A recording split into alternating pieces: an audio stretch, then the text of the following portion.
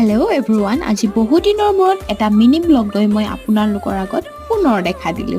এই অৱস্থাটো দেখি গম পাইছে চাগে মই কৰিব লৈছো হেয়াৰ কালাৰ, কাৰণ মোৰ এডাল দুডাল চুলি পকিব আৰম্ভ কৰিছে। মই মানে বুঢ়ীলে ট্ৰেন্সফাৰ হৈ গৈছো গাইস। তাৰ পিছত হঠাতে মই আৰু ভন্টি ওলাই যাবলগীয়া হ'ল, মানে মাংস আনিবলৈ গৈছিলো। সো আমি মূৰত ৰং লগোৱা ভাগতে গলো, আৰু আজি আহি ইমান ভাল লাগিছে। ৰাস্তাৰ কাষে কাষে সেউজীয়া পথাৰ চাইছো আৰু ৰাস্তাটো একদম খালী হৈ আছে। আৰু ঘৰ আহি পাই দেখিলো মোৰ ইতনা বড়া বালা পাৰ্চেল আহি আছে। পাৰ্চেল পোৱাৰ লগে লগে মই মানে একদম ৰখিবই নোৱাৰো আৰু মই খুলিব লাগিবই। আজি বেসিক্যালি মই হেয়াৰ কেয়াৰ প্ৰডাক্ট অৰ্ডাৰ দিছিলো, শ্যাম্পু, হেয়াৰ অইল আৰু ষ্ট্ৰেটনাৰ এটা, আৰু লগত মই ইমানবোৰ ফ্ৰী গিফ্ট পাই গলো। পাৰ্পলৰ পৰা বস্তু অৰ্ডাৰ কৰিলে সেইটোৱে ভাল, ফ্ৰী গিফ্ট বহুত পায়। আৰু তাৰ পিছত আমি ইভিনিং টাইমত অলপ ফুৰিবলৈ ওলাই গৈছিলো, অলপ পৰিৱেশৰ সৌন্দৰ্য উপভোগ কৰিবলৈ। ঘৰৰ সন্মুখত কিমান আৰু পকা ৰাস্তাটোকে চাই দেখি কেতিয়াবা এনেকে পৰিৱেশৰ মাজত সময়বোৰ কটায়ো বহুত ভাল লাগে। পুনৰ এটা ব্লগত লগ পোৱাৰ আশালে আজিলৈ বিদায়।